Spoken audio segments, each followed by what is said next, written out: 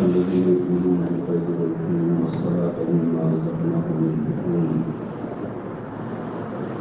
والذين يؤمنون بما أنزل إليك وما أنزل من قبلك وبالآخرة هم يوقنون أولئك على هدى من ربهم وأولئك هم المفلحون.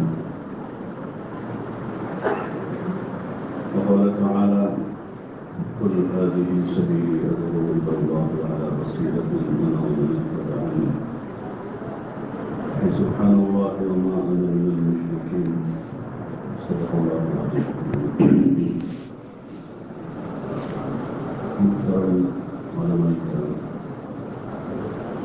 اللہ جل جلالہ وعظم والے حفظ کرم اور اس کا احسان کہ اس نے اپنا مبارک علم پڑھنے پڑھانے کی سیکھنے سکھانے کی اپنے توفیق عطا فرمائی. یہ محض اسی کا فضل ہے، اسی کا احسان ہے. علم یہ صفت الہی اور بہت بڑی اہمیت، اور یہ وہی علم ہے جو ساری انسانیت کی ضرورت ہے. دنیا میں پیدا ہونے والا کوئی شخص کوئی فرد اس علم سے مستغنی نہیں. دیگر جتنے فنون اور جتنے ہنر ہیں اس سے لوگ مستغنی ہو سکتے ہیں، مگر اس کے سیکھے بھی آدمی کی ضرورت ہے، حاجت کی جاتی ہے.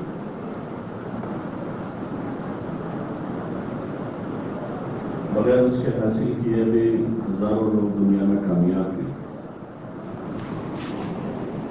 لیکن جو علم اللہ پاک نے اپنے خزانے سے حضرت جبریل امین کے واسطے سے امام الانبیاء والمرسلین حضرت محمد رسول اللہ صلی اللہ علیہ وسلم پر نازل فرمایا ہے، یہ قیامت تک آنے والے تمام انسانوں کی دنیا کی ضرورت ہے.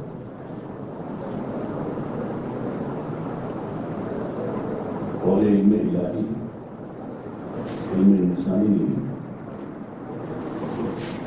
علم الہی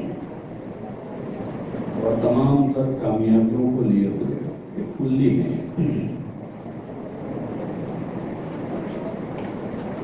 دنیا آخرت دونوں جہان کی جتنی مقاصد ہیں ان مقاصد میں کامیابی کا یہی ذریعہ ہے. اس کے بغیر گاڑی آگے نہیں بڑھ سکتی، اس کے بغیر کوئی انسان اپنی منزل پر نہیں پہنچا. حضور علیہ السلام نے آ کر اپنی امت کو یہی مبارک علم دیا جس کی روشنی میں امت نے اپنا سفر طے کیا. اور آپ علیہ السلام سے اس علم کو لینے والی سب سے پہلی جماعت وہ صحابہ کی جماعت، انہوں نے حضور علیہ السلام سے براہ راست علم لیا اور اس علم کی روشنی میں انہوں نے اپنی زندگی گزارنا شروع کیا.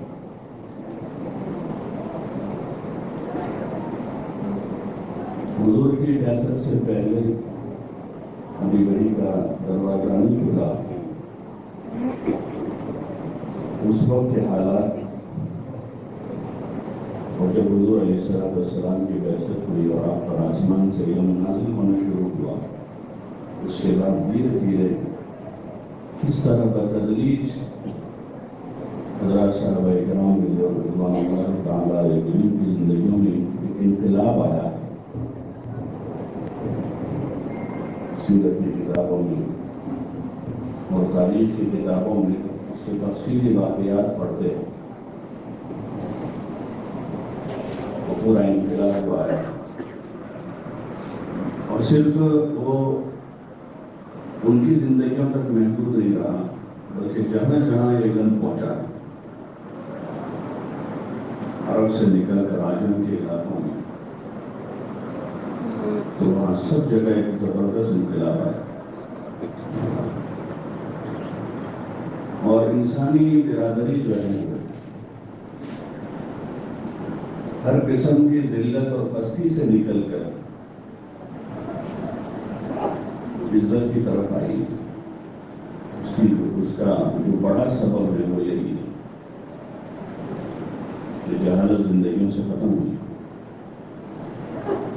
اور علم زندگیوں میں آیا. خائف کے لائن سے جو جہالت تھی، غلط چیزیں دلوں میں بیٹھی ہوئی تھی، وہ ساری چیزیں ختم ہوئی. خائف صحیح ہوئے سب سے پہلا کام یہ تھا. لوگوں کے دلوں میں جو غلط یقین تھا نفع ہونے کا یا نقصان ہونے کا، وہ اندر سے ختم ہوا. دل کی دنیا صاف ہوئی، صحیح عقیدے دلوں میں آئے، صحیح یقین آیا اللہ کی ذات سے ہونے کا اور انبیاء کی تعلیمات کے صحیح تعلیم ہونے کا، خصوصاً حضور صلی اللہ علیہ وسلم کے خاتم النبیین ہونے کا، اللہ کی طرف سے نازل کردہ کتابوں کے آسمانی کتاب ہونے کا،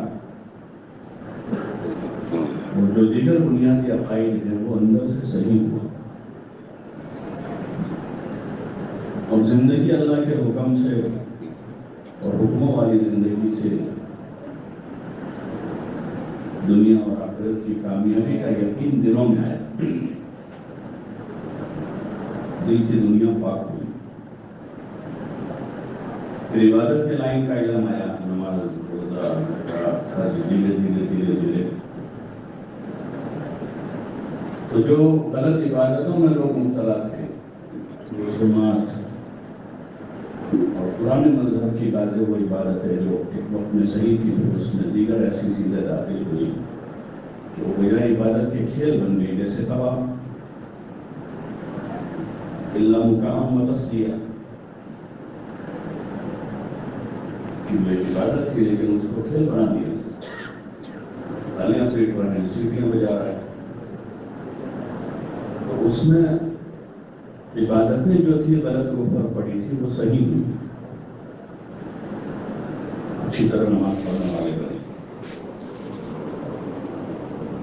اللہ کے لیے روزہ رکھنے والے بنے، اللہ کے نام پر اپنے مال کو خرچ کرنے والے بنے، زکات، صدقات.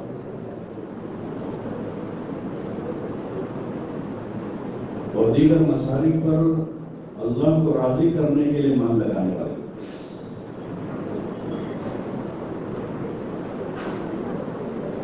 ایسے معاملات میں صفائی آئی، سود ختم ہوا، جوئے اور سٹے کے جو بازار گرم تھے سب ختم ہوئے. معاشرت میں پاکی آئی، زنا ختم ہوا، نکاح آسان ہوا اور نکاح عام ہوا. گھریلو زندگیوں میں حقوق کی ادائیگی آئی. ماں باپ، بھائی بہن، رشتے دار، چھوٹے بڑے، پڑوسی، مہمان، اس کا کیا بنتا ہے، اس کا کیا حق ہے.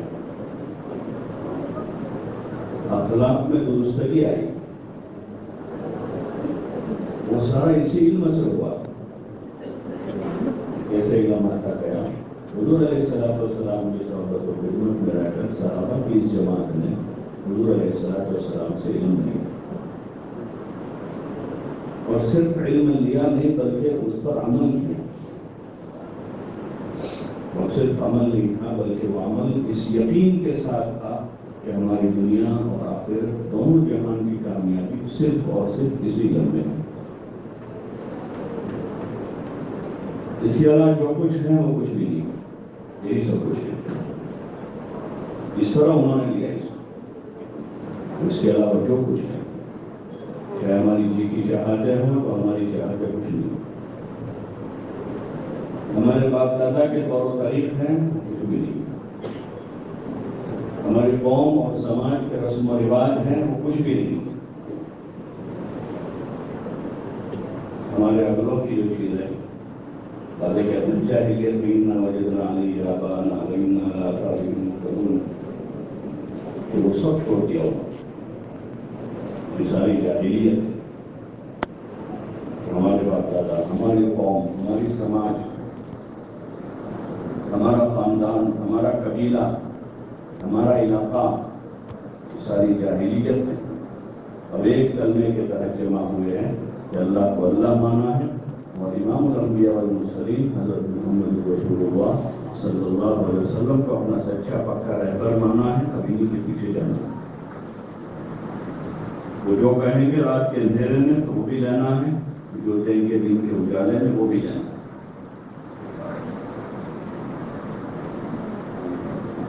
یقین کے ساتھ لیا علم ہے تو اسی علم سے زندگیاں بن گئی. سب سے بڑی طاقت ہے یہ، بڑی طاقت ہے. لیکن ایک طاقت اس وقت بنتا ہے جب اس کو یقین سے لیا جاتا ہے. علم طاقت اس وقت بنتا ہے. ایک مشہور قصہ ہے، صحابہ کی جماعت سفر کرتے ہوئے جا رہے تھے. ایک علاقے میں ٹھہرے، پورا علاقہ جو تھا وہ مسلمان نہیں تھا. وہ وہاں انہوں نے قیام کیا شام کے وقت. عربوں کا جو دستور تھا اس دستور کے موافق انہوں نے انتظار کیا کہ شاید کوئی ہماری مہمان نوازی کر لے گا، لیکن کسی نے مہمان نوازی نہیں کی. انہوں نے ان سے کھانا قیمت پر مانگا کہ بھائی ہم قیمت دے رہے ہیں، آپ ہم کھانا دیں. اس پر بھی وہ راضی نہیں ہوئے. وہ علاقے کے رات دیر ہو گئی، سب بھوکے ہیں. رات دیر ہوتے ہوئے گاؤں سے کچھ لوگ آئے اور انہوں نے ان سے قافلے والوں سے صحابہ سے پوچھا کہ تمہارے قافلے میں کوئی جھاڑ پھونک جانتا ہے؟ اور انہوں نے کہا جانتے ہیں. کیا ہوا؟ کہ ہمارے سردار کو بچھو نے کاٹا ہے اور اس کو خوب زہر چڑھ گیا ہے. اگر اس کا علاج نہ ہوا تو مر جائے گا. اور ہمارے قبیلے کا سردار جو صحابی تھے جماعت کے قافلے کے ذمہ دار، انہوں نے کہا ان کا علاج تو کریں گے لیکن 200 بکریاں لیں گے. 200 بکریاں لیں گے. ٹھیک ہے، 200 بکریاں لے گیا. وہ گئے اور انہوں نے کچھ پڑھ کے دم کیا تو کھڑے ہو گئے، اچھے ہو گئے. تو انہوں نے وعدے کی وہاں پہ 200 بکریاں لے کر آ گئے. وہاں اب مسئلہ کھڑا ہوا کہ بکریاں ہمارے لیے کھانا چاہیے نہ چاہیے.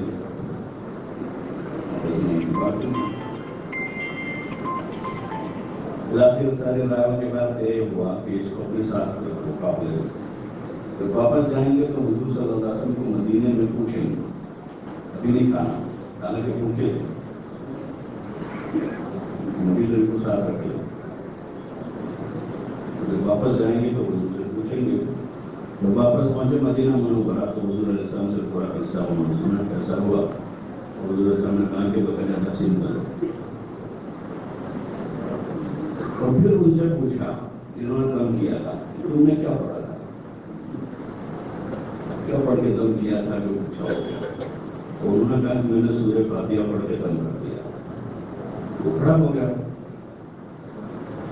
تو یہ علم جو ہے اس کا دار و مدار یقین پر ہے. صحابہ کا جو پورا معاملہ ہے تو انہوں نے اس علم کو اس یقین کے ساتھ لیا ہے کہ یہی سب کچھ ہے، اس کے علاوہ جو کچھ ہے کچھ بھی نہیں. چاہے سامنے کوئی علم آیا، سامنے کوئی حکومت آئی، سامنے کوئی فلسفہ آیا، سامنے کوئی فوج آئی، سامنے کوئی طاقت آئی ہے، جو کچھ ہے ہمارے پاس سب کچھ ہے. اور ان کے پاس کیا تھا؟ یہی یقین تھا، یہی علم.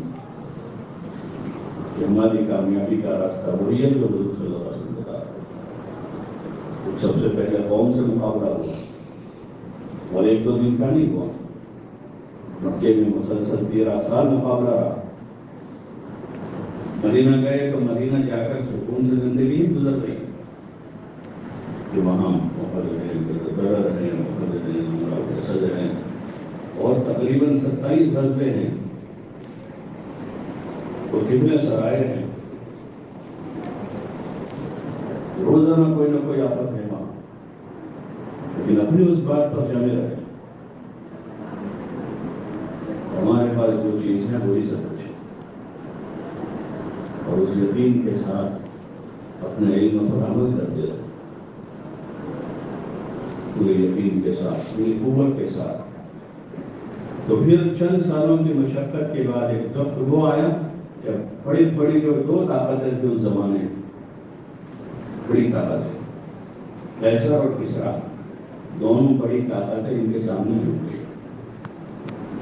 ان کے مقابلے کے لیے ان کے پاس وہ ہتھیار نہیں تھے جو ان کے پاس تھے،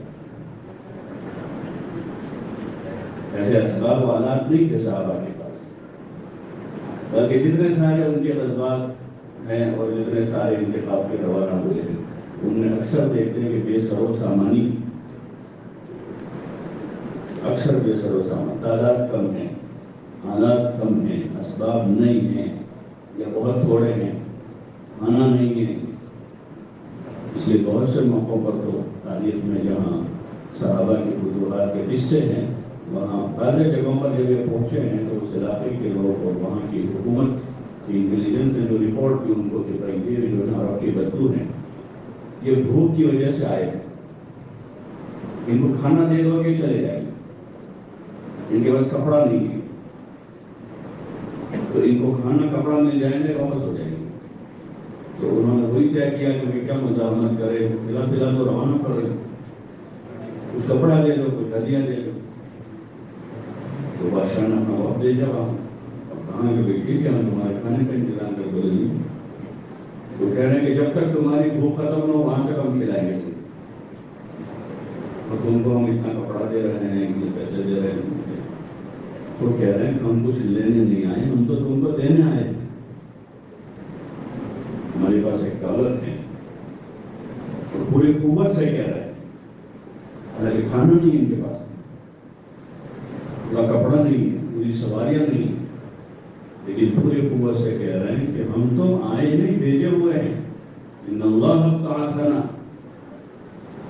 اللہ نے ہمیں بھیجا، ان اللہ ابتعثنا لنخرج العباد من عبادت العباد الى عبادت رب العباد، ہم کو اللہ نے بھیجا ہے کہ لوگوں کو لوگوں کی غلامی سے نکالے اور سارے لوگ ایک اللہ کی غلامی کریں، اس کی ہم محنت کے لیے آئے دنیا آسان کی راہ۔ یہ کون کہہ رہے ہیں جن کے پاس کھانا نہیں، کہ ہم تم کو دنیا کی تنگیوں سے نکال کر دنیا کی وسعتوں میں لانے کے لیے آئے، یہ کون سی طاقت کے بل بوتے پر بول رہے ہیں؟ کھانا بھی نہیں ہے، سواریاں نہیں ہیں، اسباب کم ہیں، اور ان کو کہہ رہے ہیں جن کے پاس ساری دنیا موجود ہے، ان کو کہہ رہے ہیں دنیا یا ساعتها، کہ ہم تم کو دنیا کی تنگیوں سے نکال کر دنیا کی وسعتوں میں لانا چاہتے ہیں، ومن جور الادیان الى عدل الاسلام، اور جتنا سارا ادیان باطلہ میں جو ظلم ہے اس سے انسانیت کو نکال کر اسلام کی عدل کے سائے میں لانا چاہتے ہیں، یہ ہمارا مقصد ہے، اور پوری قوت سے کہہ رہے ہیں، نہ کوئی خوف ہے، نہ کوئی گھبراہٹ ہے، نہ آواز پست ہے، نہ کوئی ڈر اندر ہے، نہ کوئی شک ہے اس میں، پوری قوت سے ایک بات کہہ رہے ہیں۔ وجہ یہی تھی کہ وہ سمجھ رہے تھے کہ ہمارے پاس جو سرمایہ ہے اسی میں انسانیت کی کامیابی کا راز چھپا ہوا، اس کے علاوہ دوسرا کچھ نہیں۔ اس اندر کی طاقت کے ساتھ وہ بول رہے تھے، تو وہ اندر کی طاقت والی آواز کا اثر ہو رہا تھا، اندر کا اثر ہو رہا تھا، یہ ایک زبردست طاقت ہے، لیکن بس اس طاقت کا اثر اس وقت ہوتا ہے جب یہ اپنی جگہ پہنچ جائے یقین کے ساتھ۔ جیسے معروف مثال دے رہے ہیں کہ وہ بندوق کی جو گولی ہے وہ اثر کرتی ہے، اپنی جگہ پہنچتی ہے،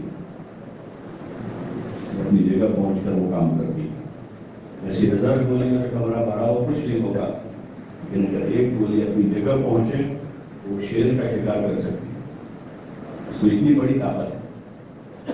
ایسے اس علم میں بڑی طاقت ہے،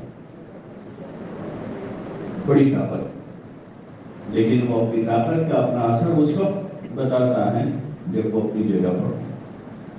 زبردست طاقت ہے اس میں، آپ جو طاقت دوسری مخلوقات کے پاس ہے، دوسری مخلوق کے پاس جو ہے ان سے بڑی طاقت اس علم میں ہے۔ سلیمان علیہ السلام کے دربار میں جب وہ بات آئی کہ وہ بلقیس کا تخت کون آئے گا، قال عفریت من الجن انا آتیک بہ قبل ان تقوم من مقامک، جن کھڑا ہوا کہ آپ اپنی جگہ سے کھڑے اس سے پہلے آ جاؤ، بولنے اور کوئی نے بھی کرتے دیکھا آپ قال الذی عنده علم من الکتاب انا آتیک بہ قبل ان یرتد الیک طرفک، بڑی طاقت ہے، علم من الکتاب والا کھڑا ہوگا، جن تو کہہ رہا ہے کہ اتنی دیر ہے، اس سے زیادہ اس سے کم میں نہیں لا سکتا، لیکن علم من الکتاب والا کھڑا ہوا کہہ رہا ہے اس سے پہلے لا سکتا ہوں، وہ علمی طاقت، یہ زبردست طاقت ہے، اور اللہ کا فضل ہے کہ یہ بڑی طاقت اللہ نے ہمیں عطا کی، بڑی طاقت ہے۔ سارے دنیا بھر کے جتنے مسائل ہیں جو اس وقت ہیں اور قیامت تک جتنے مسائل ہیں ان سارے مسائل کا حل اس میں، سارے مسائل کا حل اس میں، چاہے انفرادی مسائل ہو، اجتماعی مسائل ہوں، اپنوں کے مسائل ہیں، پرایوں کے، بلکہ جتنے دیگر اقوام ہیں ان کے جو مسائل ہوتے ہیں وہ بھی اسی وجہ سے ہوتے ہیں۔ جی تھوڑا قریب تشریف لائیں، بیچ کی جگہ پر کر لیں، پیچھے والوں کو سہولت رکھ کر اپنے آگے کی جگہ دیکھ کر پر کر لیں، تشریف لائیں، آگے بڑھ جائیں۔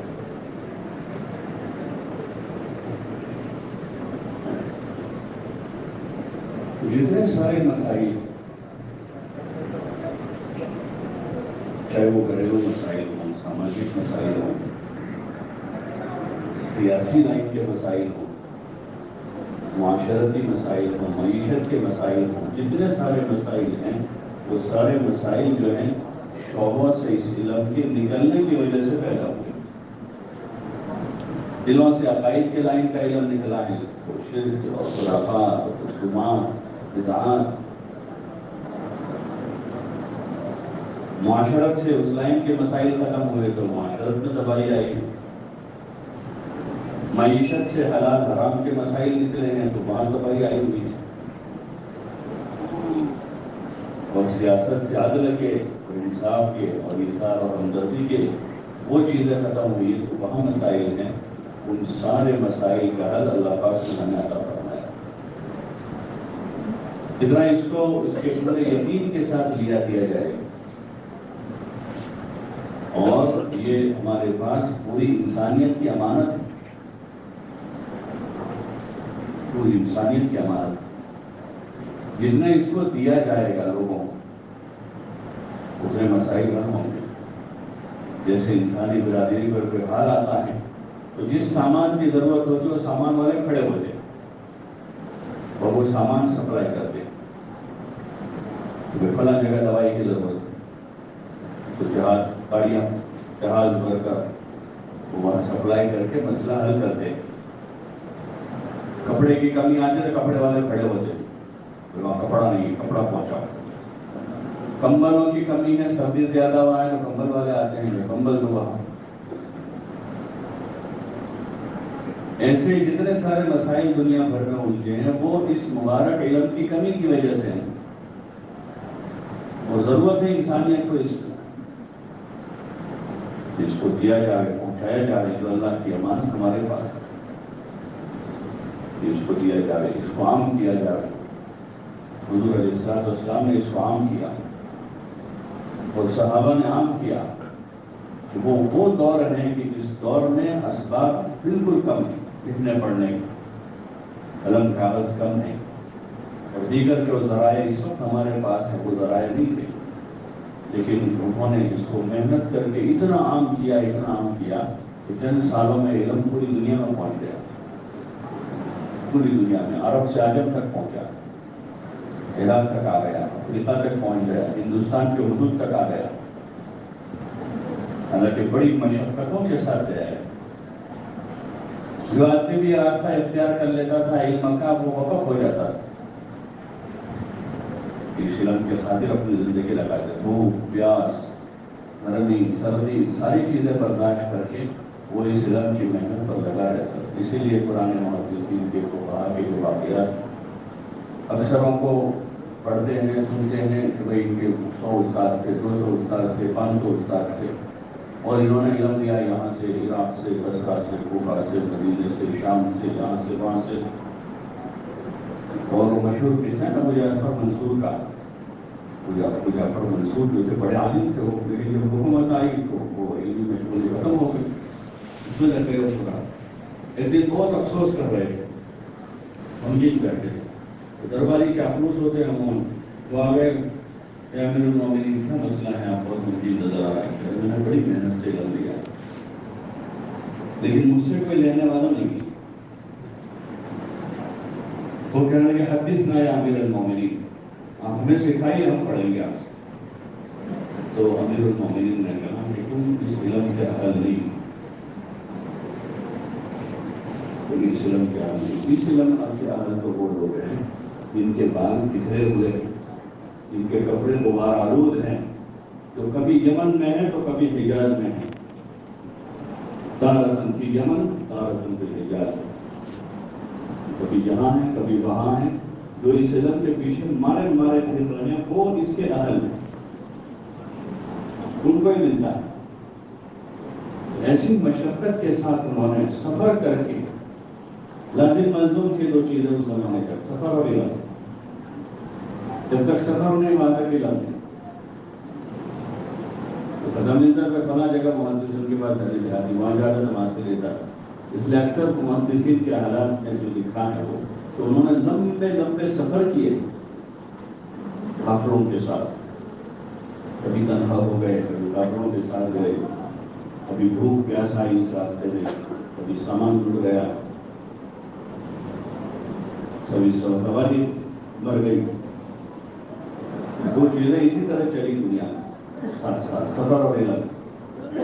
امام بخاری کے احوال میں دیکھے، امام مسلم کے، امام ترمذی رحمۃ اللہ علیہ کے، دیگر فقہا کے جو احوال ہے اس میں، وہ تو بعد میں کئی صدیوں کے بعد یہ نظام بنا کہ مستقل ایک جگہ قیام کام کے ساتھ علم کا انتظام ہوا، کئی صدیوں کے بعد۔ باقی یہی وہی تھا وہ تو علم پھیل رہا تھا دنیا میں۔ اور پھر بھی جب وہ نظام ہوا اس کے بعد بھی علماء اور فقہا جو تھے ہر زمانے کے، وہ حج کے موسم میں لمبے 6، 7، 8 مہینے کا سفر کر کے مکہ مدینہ پہنچتے تھے۔ جو اہل علم تھے وہ دیتے تھے، جو طلباء تھے وہ لیتے تھے، وہ سلسلہ جاری رہا سفر والا، اور ان سفروں میں علم منتقل ہوتا ہے۔ ہمارے یہاں جو علم آیا وہ اسی حج کے سفر سے آیا ہے۔ حضرت شاہ ولی اللہ صاحب محدث دہلوی رحمۃ اللہ علیہ سفر کر کے گئے حج کے لیے، اور پھر وہاں ٹھہرے، وہاں پر ٹھہرے حجاز میں، اور کئی اساتذہ سے انہوں نے علم لیا، اور پھر وہاں سے واپس آ کر انہوں نے وہ سلسلہ یہاں شروع کیا۔ پھر یہاں سے لوگ سفر کر کر کے ان کے پاس گئے، سے علم لیا انہوں نے، اور پھر سلسلہ چلائی۔ تو یہ ایک مبارک سلسلہ ہے جو اسی طرح پہلے سے چلا ہے، یہی اس کا اصل طریقہ، اور سینہ بسینہ چلائیں، اسی میں پختگی، اسی میں پختگی، کیونکہ علم خالی علم نہیں، اس کے ساتھ تربیت جو صحبت کے بغیر نہیں حاصل ہوتی، اس کے ساتھ تربیت اور اس پر عمل ہے، یہ خالی نقوش نہیں، الفاظ نہیں، اور عمل جو ہے وہ پریکٹیکل چیز ہے، اور پریکٹیکل کے لیے پریکٹیکل نمونہ چاہیے۔ اللہ تعالیٰ نے حضور علیہ السلام کو ایک عملی نمونہ بنا کر صحابہ کے درمیان میں بھیجا، ایک عملی نمونہ، یہی اس کا محفوظ طریقہ ہے، تعلیم اور تربیت۔ اور یہ عام چیز ہے، طالبین کا ایک بہت تھوڑا مجمع ہر زمانے میں رہا، بہت تھوڑا مجمع۔ اس وقت بھی دیکھیں مدرسوں میں جو طلباء ہیں ان کی تعداد وہ پرسنٹ بعض جگہ 0.% بھی نہیں، جو ماحول والے علاقے وہاں 1%، 1.5%، 2% کرتے ہیں، اور جہاں کم ماحول علم کا وہاں 0.% اور 1% جیسے طلباء بنتے ہیں جو طلب کے ساتھ اپنا علم لے رہے ہیں۔ बाकी 99%, 98%, 99.50% वो गैर तालीमीन हैं। उनमें जुज़वी तौर पर बाज़ वो कम थोड़े थोड़े इल्म के अपने तालीम होंगे, वो बहुत थोड़ी तादाद है। इसलिए बुजुर्ग फरमाते हैं कि उलमाए उम्मत के ज़िम्मे हैं कि सबसे पहले वो उम्मत में इस इल्म की तलब पैदा करें, इसकी पूरी तलब पैदा करें, लोगों में तलब पैदा हो, इसके फायदे बताए जाए, इसको पूरी कुव्वत के साथ बोला जाए। कामयाबी का रास्ता यही है, चाहे वो तिजारत के लाइन की हो, मईशत के लाइन की हो, माशरत के लाइन की हो, या दीगर जितने शोबे हैं ज़िंदगी के, उन शोबों में कामयाबी का रास्ता जो है वो यही इल्म है। इसको हुस्न उसलूब के साथ इसके फज़ाइल को खोला जाए, इसके फ़ायदों को बताया जाए, हुज़ूर अलैहिस्सलाम ने इसके फ़ायदे बताए, इसके हासिल करने पर जो मशक्क़त है उस पर अजर बताया, हासिल करने वालों के फ़ज़ाइल बताए, तलबा के फ़ज़ाइल में जो तलब इल्म के लिए निकलता है उसके पैरों के नीचे फरिश्ते पर बिछाते हैं और उसके लिए सारी मखलूक मग़फ़िरत की दुआ करती है। और जो तलब इल्म के लिए निकलता है अल्लाह उसके लिए जन्नत का रास्ता आसान करता है। हुज़ूर इस्लाम ने इसके फ़ज़ाइल बताए और इस इल्म की पैरवी के साथ ज़िंदगी गुजारने के फ़ज़ाइल बताए, फ़ज़ाइल बताकर तलब पैदा की और उसको आम किया। मस्जिद जो बुनियादी जगह है वहीं से उसको चलाया। हुज़ूर अलैहिस्सलाम की खिदमत और सोहबत में रहकर सहाबा ने इसको लिया और उन्होंने अपने घर वालों को दिया। सबसे पहले सहाबा ने हुज़ूर से लेकर अपने घर की औरतों को दिया, अपने बच्चों को दिया, अपने गुलामों को सिखाया। जैसे ज़माने में जो चीज़ ज़्यादा राइज होती है हर आदमी मार्केट से लेकर जाता है, घर वाली के लिए, बच्चों के लिए, वालिदैन के लिए, घर पे काम करने वालों के लिए ज़रूरियात लोग लेकर खाना ले जाते हैं, कपड़े ले जाते हैं, जूते ले जाते हैं, फल ले जाते हैं। तो वहाँ ये जा रहा था रोज़ा और खुद हुज़ूर अलैहिस्सलाम ने इतना एहतिमाम फरमाया कि आप इतने मसरूफ़ हैं दीगर उमूर में, उम्मत के सारे कामों में, बावजूद इतनी सारी मसरूफियत के आपने अज़वाज मुताहरात को अच्छा खासा इल्म दिया। इतने सारे असफार आपके, तकरीबन 27 या 29 ग़ज़वे हैं मदीना के मुबारक क़याम के दौरान, और फिर उसमें वफ़ूद आ रहे हैं, क़ाफ़िले आ रहे हैं, अफ़राद आ रहे हैं, मेहमान आ रहे हैं, सहाबा के मसाइल वहाँ, लोकल मसाइल वहाँ के यहूदियों के मुस्तक़िल मसाइल थे। इन सारी चीज़ों में रहते हुए हुज़ूर अलैहिस्सलाम ने अपनी अज़वाज को, अज़वाज में भी 1, 2, 3 नहीं, एक साथ मदीने के क़याम में आपकी 9 बीवियाँ हैं वहाँ मदीने में, और सबको आप अलैहिस्सलाम ने अपना इल्म भी दिया, अमल भी दिया। और आयशा रज़ियल्लाहु ताला अन्हा बहुत छोटे उम्र है, 9 साल की उम्र में रुख़सती हुई, 18 साल की उम्र में हुज़ूर अलैहिस्सलाम का विसाल हो गया, लेकिन उस उम्र में इतना सारा इल्म हुज़ूर अलैहिस्सलाम से लिया है कि आपके बाद बहुत सारे मसाइल उनके ज़रिए से हल हुए। आपने कितनी तवज्जो फरमाई अपने घर पर, अपने घर में इल्म दिया, सहाबा को इल्म दिया। जितने सारे सहाबा हैं उसमें बाज़ वो जो बिल्कुल नौउम्र थे आपकी हयात में, चारों अब्दुल्ला जो नबादिला से जो मारूफ हैं, छोटे छोटे थे, ये हुज़ूर अलैहिस्सलाम की सोहबत और खिदमत में रहकर उनके अंदर इल्म का शौक़ भी पैदा हुआ और इल्म भी लिया हुआ, यहाँ तक के बाद में जाकर चारों बड़े बड़े उलमा बन गए। इसको आम किया गया, इसको चलाया गया, दुनिया भर में चला। वही असल तरीका है कि तलब पैदा की जाए, शौक़ पैदा किया जाए, इस चीज़ की तलब पैदा की जाए कि वो चीज़ लोग कर्जा करके खरीदें, आप उसके लिए कर्जे करेंगे, उसके लिए मशक्क़त उठा करके वो चीज़ हासिल करेंगे जिसकी रग़बत होगी। शराबी को शराब की रग़बत है, कर्जा करके शराब पीता है, گھومنے پھرنے والوں کو گھومنے پھرنے کی رغبت ہے تو قرضے کر کر کے پھرتے، کپڑے والوں کو کپڑوں کی رغبت ہے تو قرضے کر کے بھی اپنی چاہت کے کپڑے لاتے ہیں۔ وہ جب امت میں طلب پیدا ہوگی تو پھر امت بھوکی رہ کر پیاسے رہ کر اپنی ضرورتوں کو قربان کر کے بھی اس مبارک علم کی روشنی میں زندگی گزارے۔ وہ نعمت اللہ نے ہمیں دی ہمارے ذمہ ہے، ہم اپنے قرب و جوار میں اپنے گھر سے ابتدا کر کے اپنی بیوی میں، بچوں میں، خاندان میں، کنبے قبیلے میں وہاں ہم طلب پیدا کریں، ہم بیچارے بن کے نہ رہیں۔ مولوی صاحب بیچارے تھے، کوئی پڑھا لکھا آدمی ہے گھر میں سی اے ہے، انجینئر ہے، ڈاکٹر، یہ بہت بڑا گرانٹی ہے۔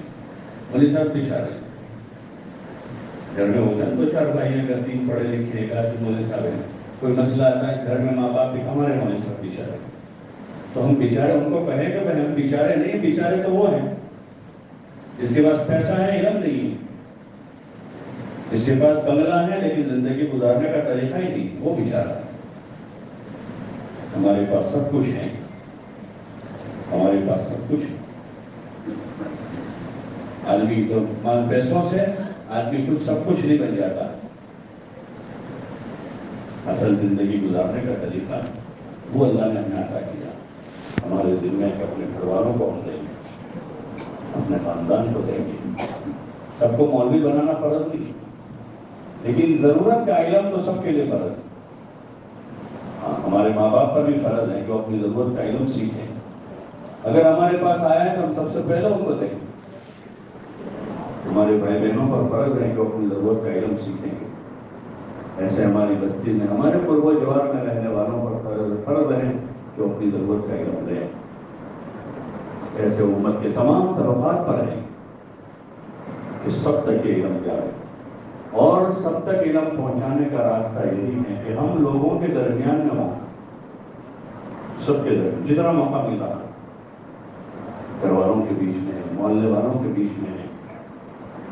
یہی رک رہا، حضور علیہ السلام اپنی امت کے بیچ میں تھے، کبھی بچوں کے ساتھ ہیں، کبھی غلاموں کے ساتھ ہیں، کبھی تو بڑے بڑے چودھریوں کے پاس ہیں، کبھی آنے والے وفود کے پاس، کبھی اپنے ازواج کے پاس۔ اپنی امت کے درمیان میں آپ سے کوئی بھی آ کر مسئلہ پوچھ رہا ہے، عصر کے بعد آپ جب اپنے ازواج کے پاس ہوتے تھے تو مدینہ کی عورتیں آ کر آپ سے مسائل پوچھتی تھی، کبھی بل واسطہ، کبھی بلا واسطہ، وہ اپنے مسائل آپ صلی اللہ علیہ وسلم سے اوپر پوچھتی تھی۔ نوجوان آ کر حضور علیہ السلام سے پوچھ رہے ہیں، صحابی رسول صلی اللہ علیہ وسلم، اے رسول اللہ مجھے زنا کی اجازت دے۔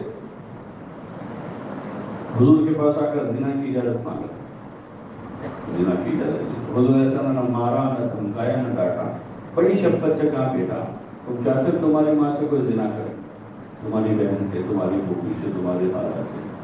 وہ کہہ رہے نہیں چاہ رہے رسول اللہ۔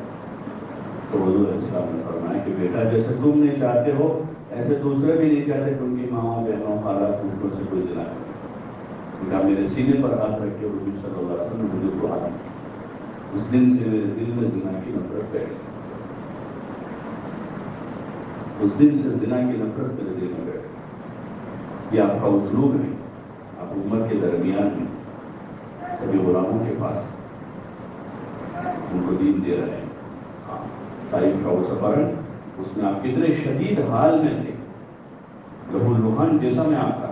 ایک جگہ آپ نے تھوڑا قرار پکڑا ایک درخت کے نیچے انگور کے باغ میں، اور وہ جب آئے نا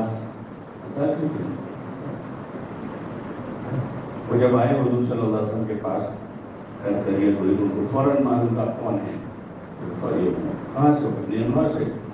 اچھا وہ جو نینوا جس میں ہمارے بھائی یونس بن متا تھے وہی کیا؟ وہی کہوں وہ بھی تعجب میں پڑ گئے، تم کیسے جانتے ہو؟ بھائی وہی اللہ کے رسول تھے، میں بھی رسول ہوں۔ اور اسی مجلس میں تعارف کر کے، حالانکہ آپ شدید حال میں ہیں اس وقت، شدید حال میں، پورا جسم لہو لہان ہے، تھوڑی خراب جگہ ملی وہاں بیٹھے ہیں، لیکن اس وقت بھی وہ غلام آدمی ان کے سامنے اسلام پیش کیا، کے سامنے اسلام پیش کیا۔ یہ طرز ہے آپ صلی اللہ علیہ وسلم۔ کہ آپ نے غلاموں کو، بچوں کو، عورتوں کو، بڑے بڑے سرداروں کو اور شہزادوں کو، شہزادے آئے آپ کے پاس، عدی بن حاتم آئے، تو عدی بن حاتم کو اسلام پیش کیا. اندر ایک فکر ہوگی کہ صحیح روح سب کو مل جائے، اسلام ملے، دین ملے. جہاں آپ نے دیکھا کہ عمل کی کوئی کمزوری ہے تو عمل کی دعوت، جہاں اسلام کی دعوت کی ضرورت تھی وہاں ان کو ایمان کی دعوت. عمل کا ذوق ہے تو وہاں عمل میں قوت پیدا کرنے کے لیے کوشش کی. کوئی غلط چیز چل رہی ہے جاہلیت کے دور کی تو حسن اسلوب سے، احسن طریقے سے آپ نے اس کو دفع کیا اور بہت ساری چیزوں میں مصلحت سمجھی. حالانکہ وہ جاہلیت کی غلط چیزیں رواج میں تھی، لیکن آپ نے مصلحت سمجھی تو اس کو نہیں چھیڑا. بڑی حکمت کے ساتھ، بڑی تدبیر کے ساتھ. ایک مرتبہ کہہ رہا عائشہ سے رضی اللہ عنہ کہ میرا جی چاہتا ہے کہ بیت اللہ کا دروازہ نیچے کرو اور 2 دروازے کرو اور یہ حتیم کو بیت اللہ میں داخل کرو، میرا جی یہ چاہتا ہے. لیکن تیری قوم جدید ہے، نئی مسلمان، برداشت نہیں کر پائے. جو برسوں سے اسی طرح دیکھ رہے ہو بیت اللہ کو، اسی طرح ان کے باپ دادا نے ایسا دیکھا، انہوں نے بھی ایسا دیکھا ہے. جی چاہتا ہے کہ ایسا کروں، لیکن یہ نئے مسلمان یہ اچھا نہیں سمجھے گی. بڑی حکمت سے، بڑی محبت سے اور حسن اسلوب سے آپ نے لوگوں کے سامنے دین پیش کیا. مشکل بنا کر نہیں پیش کیا، مشکل بنا کر پیش نہیں کیا، حسن اسلوب سے پیش کیا، احسن طریقے سے پیش کیا اور اخلاق کے ساتھ پیش کیا. بد اخلاقی سے نہیں پیش کیا. حالانکہ لوگ آپ سے بد اخلاقی سے کرتے، کو مارا، پیٹا، گالیاں دی، آپ کے ساتھ بدتمیزی ہوئی، آپ کو قسم قسم کے تانے دیے لوگوں نے، آپ پر الزام لگائے، لیکن اس کا جواب کوئی نہیں. عائشہ رضی اللہ عنہ ایک موقع پر فرماتی ہے کہ حضور علیہ السلام نے اپنے ذاتی امور میں کبھی کسی سے انتقام نہیں لیا، کسی سے انتقام نہیں لیا اور اپنا کام کرتے رہے. حسن اسلوب سے اپنا لگاتے رہے، اپنا لگاتے رہے. لوگوں کو کھلایا پلایا. کسی کے لیے چادر بچھانے کی ضرورت پڑے تو چادر بچھاتے، حالانکہ وہ مسلمان بھی نہیں. گھر آئے، ان کی خدمت کا موقع آیا تو ان کے اپنے ہاتھ سے خدمت کی، ان کو کھلایا اپنے ہاتھ سے. واپس جا رہے تھے تو ان کو ہدیہ تحفے دے کر بھیجا، ان کے ساتھ اکرام کا معاملہ کیا، حسن اخلاق سے پیش آیا، ان کے ساتھ بھلائی کرتے رہے ہمیشہ اور اپنی بات اچھے انداز میں پیش کرتے رہے، فضائل بتا کر. ایک مرتبہ ابو طالب جب مرض الموت میں تھے تو مکہ کے چودھری جمع ہوئے اور ان کے پاس گئے کہ بھائی تمہیں پتہ ہے کہ آپ کے بھتیجے اور قوم کے درمیان میں قضیہ چل رہا ہے، تو آپ پر ہمیں زیادہ امید نہیں ہے، آپ کی بیماری ایسی ہے کہ ہمیں لگتا ہے کہ آپ کی وفات ہو جائے گی، تو آپ جاتے جاتے ایک اچھا کام کرتے جاؤ، ہماری ان کی صلح کراتے جاؤ. اچھی بات ہے. حضور علیہ السلام کو بلانے کے لیے آدمی بھیجا، آپ تشریف لائے تو پورا کمرہ بھرا ہوا تھا. روایت میں کہ پورا کمرہ بھرا، صرف ایک جگہ ابو طالب کے پاس خالی. جب آپ تشریف لائے تو ابو جہل نے دیکھا کہ ایک جگہ ان کے قریب میں خالی ہے، تو جا کر وہ جگہ پر کر دی ابو جہل نے. اگر وہ قریب بیٹھنے کا موقع مل جائے ان کو، وہ ایسی بات کریں گے کہ وہ ان کے چچا گھر متاثر ہو جائے. حضور علیہ السلام دروازے پر ہی ٹھہر گئے اور پوچھا کیا ہے چچا جان آپ نے یاد کیا تھا؟ کہا کہ ہاں میں نے یاد کیا تھا، اس لیے ہے کہ مجھے زیادہ امید نہیں ہے زندگی سے اور تمہارے درمیان میں کوئی صلح ہو جائے نہیں چاہتا. تو حضور علیہ السلام نے ان کو کیا کہا کہ دیکھو میں ایسی بات لے کر آیا ہوں، اگر تم اس کو قبول کر لو گے نا تو پورا عرب تمہارے تابع ہو جائے گا اور عجم تم کو جزیہ دے گا. ایسی بات لایا ہوں. کیسے حسن اسلوب سے پیش کر رہا ہے، کیونکہ وہ سارے چودراہٹ چاہتے تھے، سارے چودھری تھے وہ مکے. اسی وجہ سے جاننے کے باوجود آپ کی بات قبول نہیں کرتے تھے کہ ہم کو ان کی اتباع کرنی پڑے گی. اگر ہم ان کو رسول مان لیتے ہیں تو پھر ان کی اتباع کرنی پڑے گی. تو ان کو یہ کہہ رہے ہیں کہ اگر تم قبول کر لو گے نا میری یہ بات تو صرف اتنا نہیں ہوگا تم کو تابع بن کے رہنا پڑے گا، بلکہ عرب تمہارے تابع ہو جائے اور عجم تم کو جزیہ دیں گے. ابو جہل بول پڑا بھتیجے تمہاری ایسی ایک نہیں 10 باتیں منظور ہیں. وہ سمجھے کوئی نیا فارمولا ہے. تمہاری ایسی ایک نہیں 10 باتیں منظور ہیں. تو حضور علیہ السلام نے فرمایا قولوا لا الہ الا اللہ تفلحوا. سب دامن جھاڑ کے وہاں سے بات کر کے تو وہی بات کر رہے ہیں.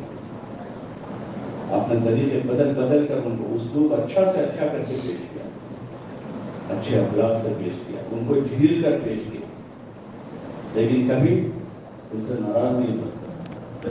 وہ تکلیف پہنچاتے رہے اور انہوں نے بددعا کیا, دعائیں دیتے رہے, گھبرا نہیں گئے, میدان نہیں چھوڑا. حالات انہوں نے بہت تنگ کرنے کی کوشش کی, لیکن آپ نے میدان میں ڈٹے رہے, جمے رہے, اللہ کی مدد کے بھروسے کام کرتے رہے اور اپنے اللہ سے کہتے رہے, اپنے اللہ ہی سے کہتے رہے. اور جہاں کوئی بات پیش آئی اور آپ کی دعا کے کلمات بہت سے مواقع پر آپ نے دعا کی تو اپنے آپ کو قصوروار ٹھہرا رہے, اپنے آپ کو کہ اللہ میرے سمجھانے میں کمی, میرے بات کرنے میں کمی, میری تدبیر میں کمی. وہی طائف والا جو مشہور قصہ ہے, جب آپ کو قرار کی جگہ ملی تو وہاں جا کر دعا مانگ رہے ہیں تو یہی دعا کیا, یہی دعا مانگا.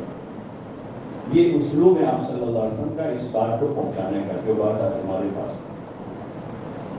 اگر ہم اس اسلوب کے ساتھ اس کو لے کر چلتے ہیں, اگر ہم اس اسلوب کے ساتھ اپنے گھر میں, اپنے خاندان میں, اپنی بستی میں, اپنے محلے میں اور پھر بتدریج پورے عالم میں, جیسے دعوت کے کام کا ایک نظام ہے کہ آدمی اپنے گھر پر ہیں تو اپنے گھر میں تعلیم کریں, گھر والوں کا ذہن بناتے رہیں, ان کو علم دیتے رہیں, ان کو عمل پر آمادہ کرتے رہیں. اپنی مسجد میں ہے تو اپنی مسجد کے اپنے مصلیوں کا ذہن بنائیں, فضائل کے حلقے لگا کر ان کو فضائل سنا سنا کر ان کو آمادہ کریں. سو برائی آدمی ہے اس کی ایک خوبی سے اس کو آمادہ کریں. اپنے محلے میں گشتوں کے ذریعے سے لوگوں کے پاس جا جا کر ان کے گھروں پر, ان کی دکانوں پر, چوراہوں پر, چوپالوں پر, مارکیٹوں میں, بازاروں میں لوگوں کے پاس جا جا کر ان کی خوشامد کی جائے. یہی نبیوں کا طریقہ رہا, یہی اسلوب ہے انبیاء علیہ السلام کا. زمین ہموار کرنے کا یہی طریقہ ہے.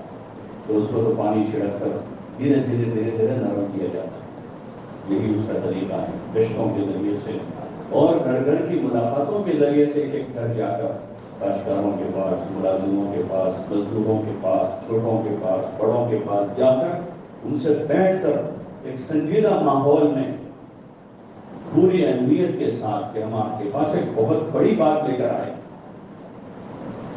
بہت بڑی بات لے کر آئے, اور ہر ایک سے بے غرض ہو کر, کسی سے ہماری کوئی غرض نہیں, کسی سے کوئی غرض نہیں. ہم اپنی چائے پلائیں گے, کوئی غرض ہماری, اور ہم اپنی بات لے کر پہنچ رہے ہیں.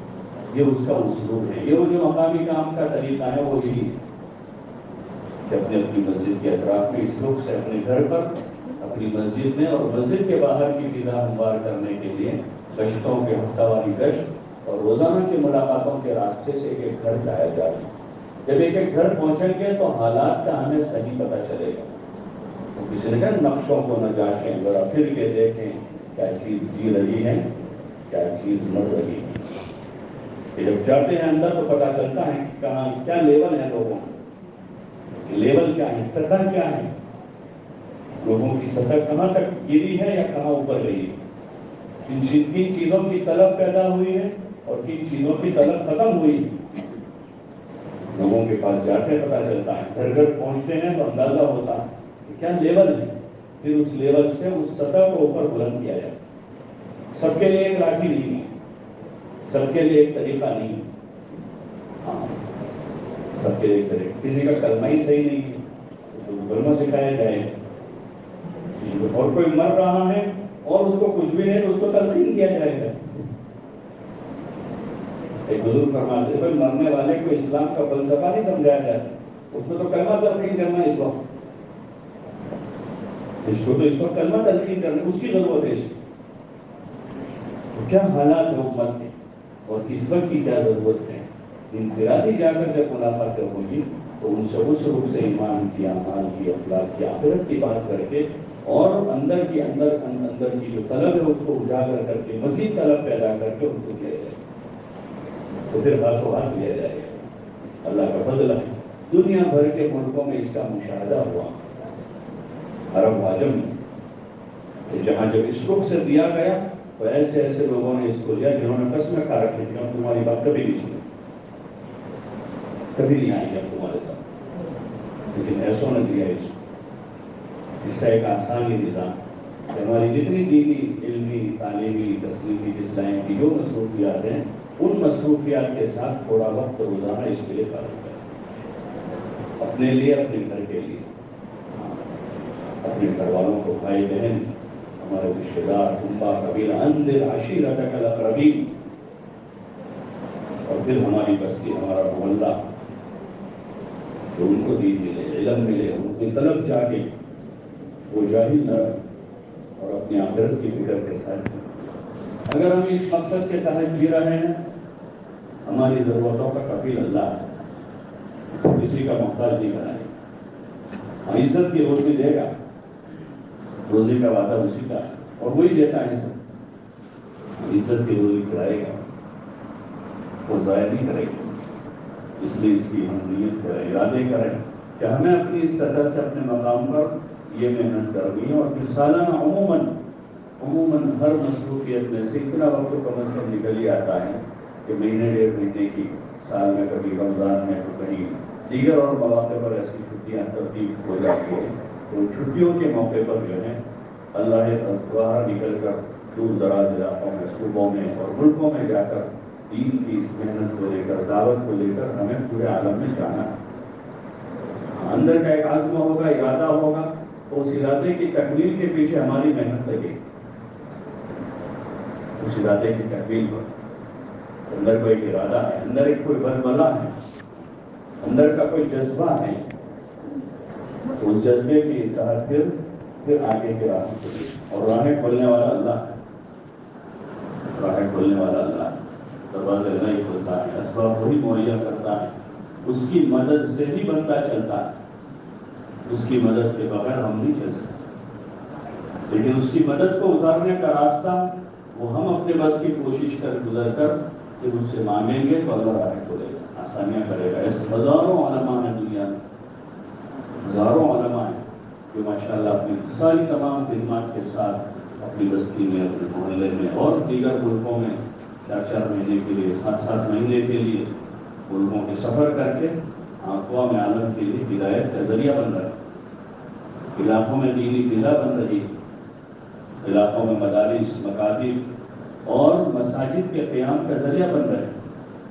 ان کے ذریعے سے دین کو قوت مل رہی ہے، تو ہمارا بھی اس میں حصہ ہو جائے گا، اپنی اس نیت کے ساتھ جی رہے ہیں، جتنا مقدر میں ہوگا اتنا اللہ کرنے کی توفیق دے دے گا، اور اگر مقدر میں نہیں ہے تو ہماری اس نیت پر اور ہماری دعاؤں پر اللہ پاک ہمارا ان کی محنتوں میں حصہ کر دے گا۔ اس لیے آپ حضرات سے بھی گزارش ہے، درخواست ہے کہ آپ سب نیت بنائیں انشاءاللہ۔ محنت کا جو نظام بزرگوں نے قائم کیا ہے وہ تعلیم کی، امامت کی، مکتب کی، مدرسے کی رعایت کے ساتھ مقام پر رہ کر ہمارے پاس 7 گھنٹے کی مشغولی کے ساتھ اپنی مسجد پر 2-2.5 گھنٹے روزانہ دینا ہے، اور مہینے میں اگر ہر مہینے سے روزہ لگا سکتے ہیں، ایسی سہولت ہے، اطمینان ہے، تو ہر مہینے اپنی جماعت بنا لیں۔ ہر مہینے نہیں لگا پاتے تو سال بھر میں 4-5 مہینے ایسے آتے ہیں جس میں 2-3 دن کی چھٹیاں جمع ہو جاتی ہیں، شوال میں، ذی الحجہ میں، اور سالانہ کے موقع پر، ششماہی کے موقع پر، دیگر ایسے مواقع کہیں نہ کہیں ہوتے ہیں 4-5، تو اتنے سہ روزہ تو مصروف سے مصروف مدرس بھی لگا سکتے ہیں، 5 مرتبہ 6 مرتبہ سہ روزہ آسانی کے ساتھ، اور سال بھر کی اتنی چھٹیوں کا نظام عام مطلب مہینے 1.5 مہینے کی نکل ہی آتی ہے، تھوڑا آدمی آزما کر لیتا ہے، بعض حضرات ہیں جن کی مصروفیت بہت زیادہ ہوتی ہے تو ٹھیک ہے، باقی عموماً جو عرف ہے ہمارا اس میں اتنا وقت آسانی سے لگا سکتے ہیں، اس لیے آپ حضرات سے گزارش کی درخواست ہے کہ طے کریں کہ انشاءاللہ یہ جو بزرگوں نے مشورے سے کچھ نظام بنایا ہے دین کی دعوت کے خاطر، تو انشاءاللہ اس نظام میں اپنے آپ کو چلانے کی کوشش کریں گے انشاءاللہ، کون پر نیت کرتے ہیں ماشاءاللہ، اللہ مبارک فرمائے، اللہ ہم سب کے لیے آسان فرمائے۔ اب اس کے لیے کچھ اظہار بھی کرتے ہیں کھڑے ہو کر۔